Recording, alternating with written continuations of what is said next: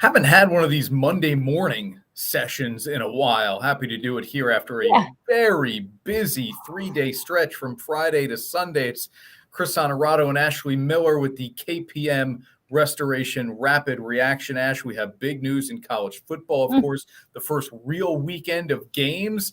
And before they could even kick any of those off, we had major news in the college football world, which we'll address here on the show. A tennis legend, maybe the greatest of all time, regardless of gender, officially says goodbye to the sport that she has dominated for 25 years. And Aaron Judge stays not on pace, but ahead of the Yankees franchise home run record pace. You're watching Onorato and Company, KPM Restoration Rapid Reaction. This Onorato and Company Rapid Reaction is presented by KPM Restoration. Shout out to our guy Jamie Kennedy at KPM Restoration. Floods, mold, fire, whatever it is at your home or business, if it needs cleaning up, Jamie and his KPM crew will take care of it for you. All right, Chris and Ashley here on Onorato and Company. Ash, let's start with the college football news. We had a wild game on Sunday night. We got a Monday night game too. So if Saturday wasn't enough for you, you're going to get an overload here of college football with Clemson and Georgia Tech. They had Thursday, Friday, Saturday. I mean, it was the whole thing. Yeah. And of course, you had a wild ending between two unranked teams in LSU and Florida State on Sunday night. Let's get to the news that trumped all of the games here.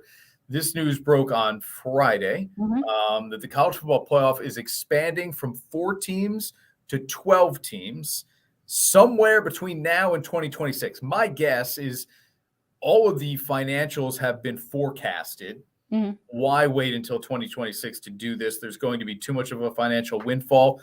My guess is they find a way, that being the NCAA and College Football Playoff Committee, to do this thing before 2026. This is a big leap from 4 to 12. It's too big of a leap for me anyway. Me too. I just think forever it was like, no. Why do we expand the college football playoff? Then we just have more bad games. And like the talk of even going to 6 or 8 was so passe. And it was kind of like, oh no, it's never going to happen. And then all of a sudden, like when that came out, I thought, hold on a second. Did you just say 12? What are we doing? Now it's just more bad games. Like I'm good with 6 or 8. I'm good with 6 and giving the first 2 a bye, or 8 and making everybody play. But I can't get on board with 12. You're going to get a lot of teams. It seems like too much for me. Why don't we do baby steps? Like, let's see what 6 gives us or see what 8 gives us. And if 5 years down the line, you want to give 12, then do it. Yeah, look, I've been a proponent of 4 and leaving it at 4. But if we're going to expand, I've always said I can live with 6. That just was not going to be a big enough improvement in the college football playoffs expanded mind that they're going to make significantly more money for adding 2 more teams and only 2 more games. I love so you get 12, but the top 4 teams get a bye anyway. Yep. So we're already just going to pass Alabama, Georgia, Clemson in many years. I don't know. I'm kind of interested on Clemson if they have real staying power. Yeah. The top 4 suspected seeds are going to get passed on to what would be the semifinals anyway. Quarters, yeah. So, they have to play 2 more games, I guess, or 1 more game. I don't know. I just don't think this presents – everybody's argument is put more teams in, you get a better chance at some upsets. I just don't buy that. This isn't college basketball where you can get a 15 beating it. It's not going to happen in a sport as physical as football, where I can get the absolute best recruits who will just overpower. In basketball, there are enough kind of factors within the sport that are a recipe for an upset. These don't exist in football. Yeah. And so I don't think you're going to get more upsets here. In that first round, you might. Like, you're going to get a 10-7, something like that, a 9-8, whatever it ends up being without those first 4 teams. But my guess is you are not going to get someone from that first round of games who's going to talk or upset the top 4 teams. You're not going to get anybody in that second or third round to knock off one of the top 4. Yeah, I'm with you. All right. So regardless, we're going to get more games. They're not going to scale back the regular season. I also, I'm looking at the first weekend of games and I'm thinking, well, Cincinnati loses at Arkansas, and in the 4-team format, they're done.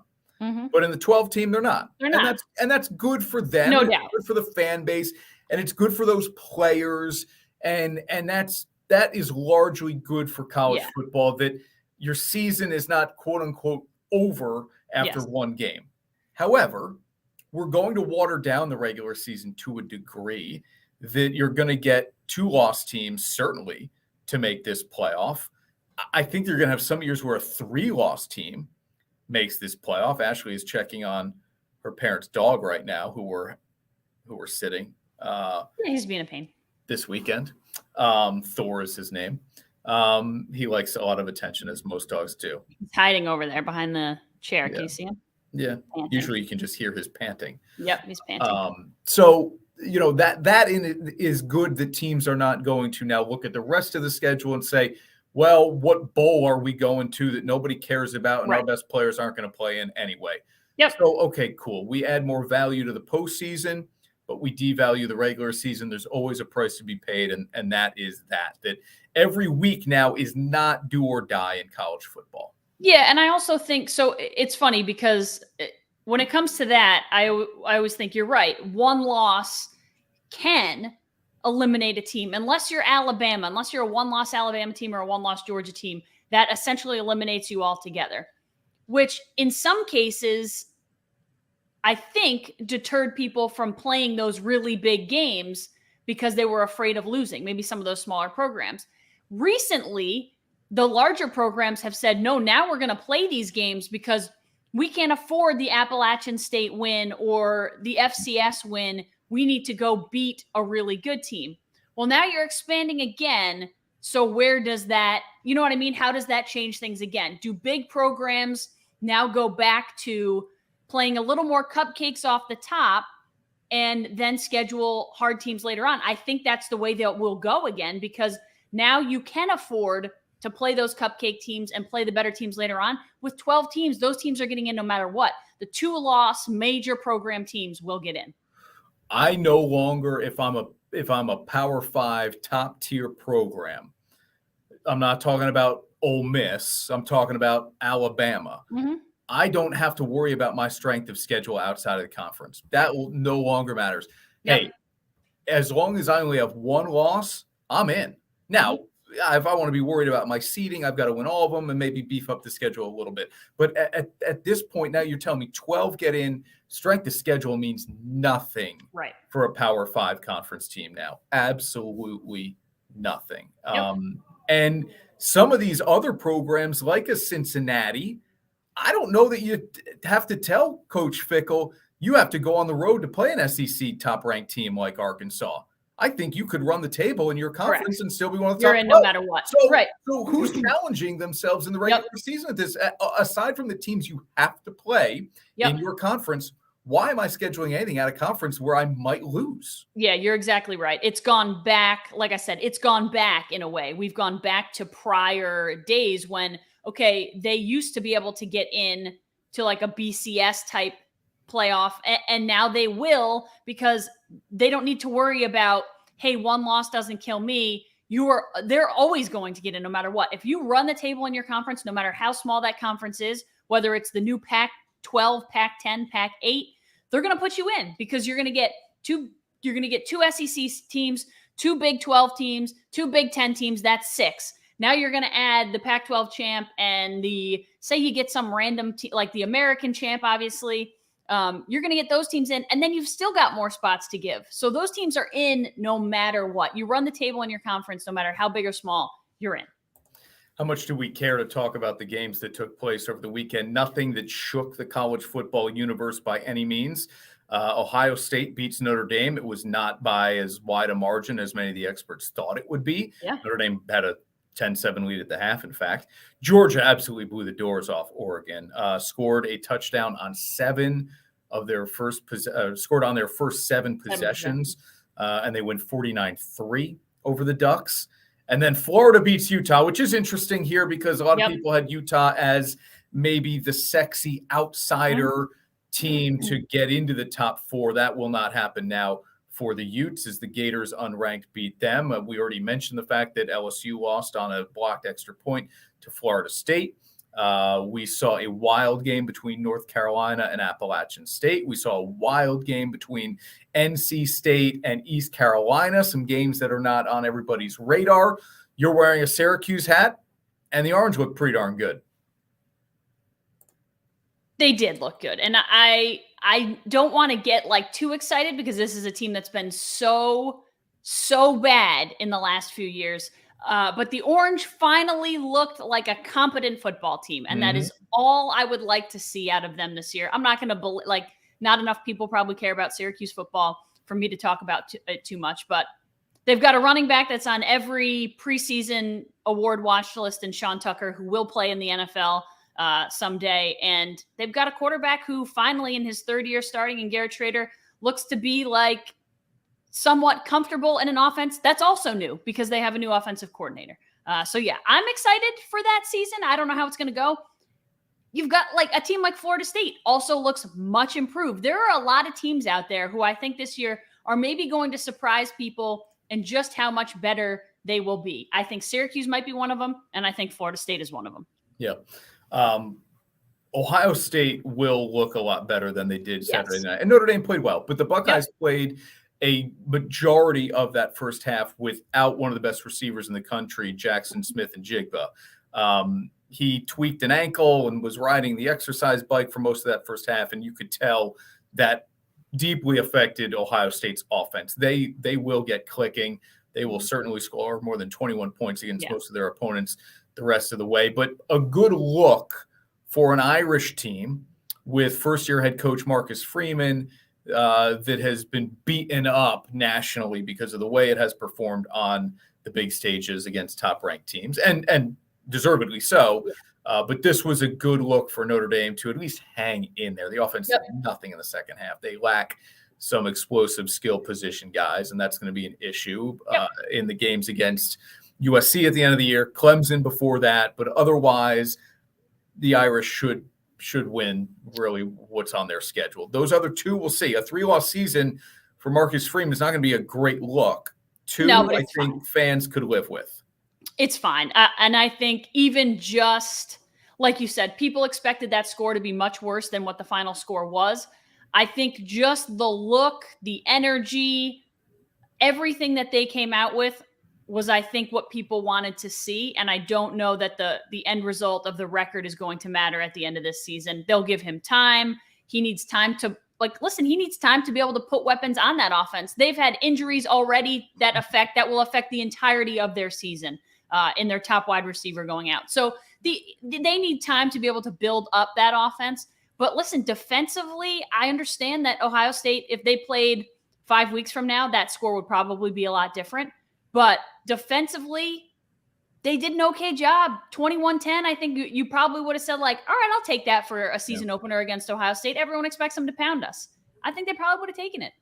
We're going commercial free here on the KPM Restoration Rapid Reaction with Onorato and Company. Here we saw this Friday as well, Serena Williams loses in the third round at the U.S. Open, and it is what we all expect to be her last professional match.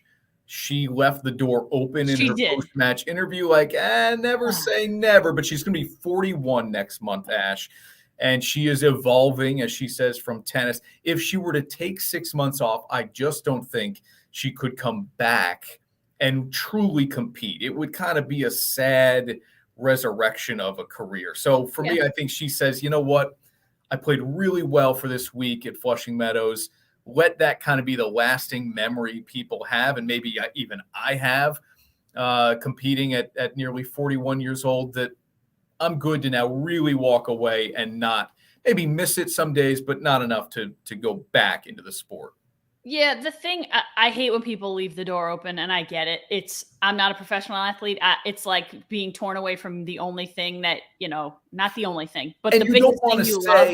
You don't want to say with 100% certainty, because what happens in Tom Brady's case, or in 2 months, you Serena don't retire in the first place in Tom Brady's case because everyone knew you weren't ready. But if you're Serena, you're like, in 2 months, I feel kind of good.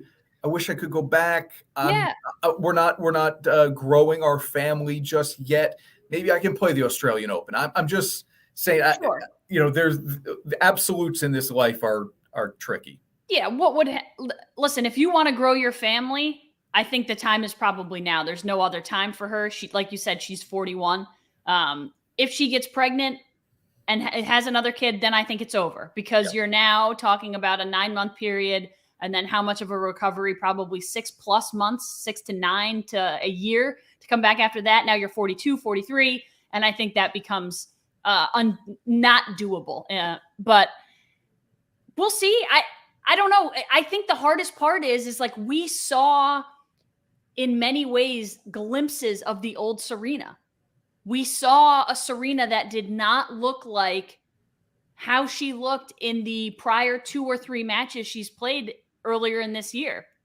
Because I didn't see those matches, but even from what people like Chrissy Everett was saying and the McEnroes were saying, she was very bad in those matches. She couldn't move. She didn't look like herself. She had a lot of issues.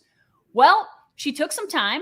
She practiced. She got healthier. And all of a sudden she comes on the court and she looks a lot like the old Serena and the healthy Serena. So I think in her mind and in our minds, we think, okay, but if she's healthy, is this the version we're going to get?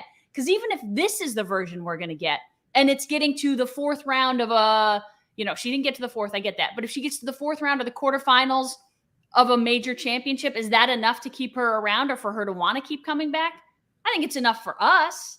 But it also was different when something is coming to an end. People are so into it. That's not going to survive every tournament from here on out until she decides to retire again, if that's the course she chooses. Yeah, I think it's the last we've seen of Serena in a pro tournament at a competitive level. Her sister at Venus at 42, I don't know. They played their final doubles match as well. They got an exemption to play at the U.S. Open. They lost the first match that they played. Serena did also say something interesting after she lost too. If there's any regret, it's this for her. She said, I waited so long this year to get back into playing competitively.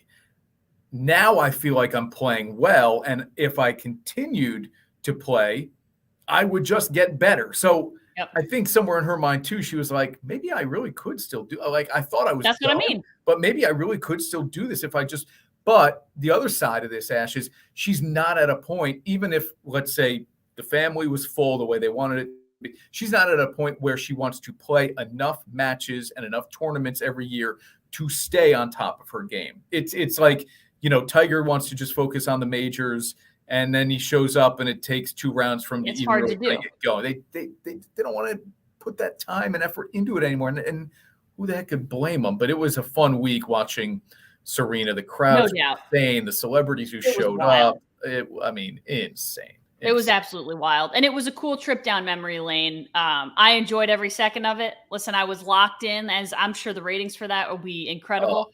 I was locked in. It was really cool. I have a hard time imagining there will be anyone else like her in our lifetimes in the sport of women's tennis.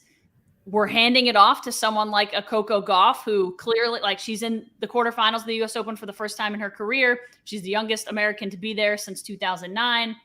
Sorry, I put a kibosh on your transition. But yeah, Coco Gauff is good for the sport. I'm glad she's there to kind of take the torch a little bit, but there will never be another Serena for what she did for the sport, for minorities, for women. It is beyond the sport of tennis what she has done, and she will continue to do. I think that's her point, is like, I'm evolving, but I'm going to do a lot for the world. I'm going to help the world and help people. And that's important and good for her. Aaron Judge over the weekend hit 2 home runs, 52 and 53. That sets his own personal career high at 53. It puts him ahead of the pace set by Roger Maris in 1961 when he hit the Yankees franchise record of 61. Here's the big but in all of that is that was through 134 games. Yep. 53 compared to Maris 51. Maris hit 2 home runs in game 135.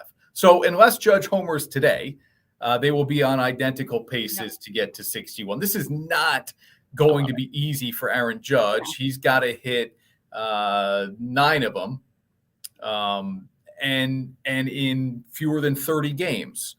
So this is not like, oh yeah, he's going to do it. Like we're talking about a month on the calendar, but less than that in terms of games played to hit 9 home runs. Now, I would like to see him go on an absolute tear and hit 21 more home runs. That's not going to happen. No. 9 would be fun, but part of me is rooting against this because you're going to get the segment of the baseball population that is anti-73, and for good reason with Bonds, and claim that Aaron Judge at 62 is the true home run king. That is absolute garbage, but people are going to claim it and they're going to try to own it. It just isn't the truth, people. The record is 73, whether you like it or not. We can't just start recognizing other numbers because of how those other achievements were reached. So I'm kind of like, hey, go hit 61 of them. And that might be fun. Listen, he'd be the home run king in New York, if nothing else, which is important. There are a lot of fantastic players who played in New York. Roger Maris, Mickey Mantle, to name a few. But yeah, he'd be the home run king in New York, which is pretty cool. I get what you're saying. And I wouldn't call him the home run king. I'm also not going to call Barry Bonds the home run king. Like, you cheated your way to get there. Like, I just am. But somebody has to be the home run king. Sure, I get it. He's got the record. But there's always the asterisk. The guy's not in the Hall of Fame. He's not going to go in the Hall of Fame because of the way he got there. So I understand that people don't want to justify it or recognize it. I understand it exists. I get that, and that's fine. And I get all that. But to me, it doesn't matter. I don't want him to beat. He's not going to beat the 73. I don't want him to beat the 73. It's just a lot of drama. But to get to 61 or beat 61, I think would be cool. It means a lot more to Yankee fans than it does to anybody else. Do you think he does it? No. I said that before we talked about, after, I think it was prior to the All-Star break when we said, does he get to 61? And I said, no. He's a whole lot closer than I thought he would be. But the Yankees have a lot of issues. And right now, all of the offense is on Aaron Judge. The whole kit and caboodle is on his shoulders because nobody in that lineup can hit other than Aaron Judge. So unless Aaron Judge hits a home run or gets on base and then gets driven in by a sac fly, the Yanks aren't scoring runs and they're not winning. And that's the most important thing. So even Judge isn't doing much other than hitting home runs. Did he have, how many straight at bats did he have over the weekend where he had struck out? It lasted from one game over into another where he had a consecutive at bat strikeout streak. So he's been a lot of all or nothing, but he's the only something. All or nothing, but he's the only something for the Yankees. Yeah, the last 2 games, I think he was very good. I think he was like 5 for 5 and was on base a whole bunch. But so here we go. The dwindling division leads. This is Monday, Labor Day. The Mets will play a 12:35 game in Pittsburgh, and the Yankees will play a 1:05 or 1:10 game at home against the Twins. It's a 5-game lead. Now, that win on Sunday was huge for you're talking about either up 3 or up 5, a huge difference. So up 5 on Tampa Bay now feels like a safe distance. Yeah. The Mets, meanwhile, lose 2 or 3 to the Nationals, and all of a sudden the Braves are just 1 game back in the NL East. Max Scherzer leaves Saturday night start with fatigue in his side. Yeah. My side is tired, and I get it. There's a lot of torque with a guy who's going to throw 98 miles per hour, but his arm, his entire shoulder isn't. It's his left side. Well, yeah, but that's the oblique that caused him to miss a lot of time. So I think he's probably hypersensitive and aware of how that particular part of his body feels. I get that. He didn't want to tear it or, injure it. So he said, I pulled myself out. But at least he won 5 innings, whatever. If you're going to tell me pull yourself out of a regular season start early and not get hurt, or we don't have you for the playoffs, pull yourself out of a regular season start. I know, but we can't make that. We don't know that if he doesn't pull himself, we're going to miss. But he didn't get hurt. Guys do not play through discomfort. This isn't even injury.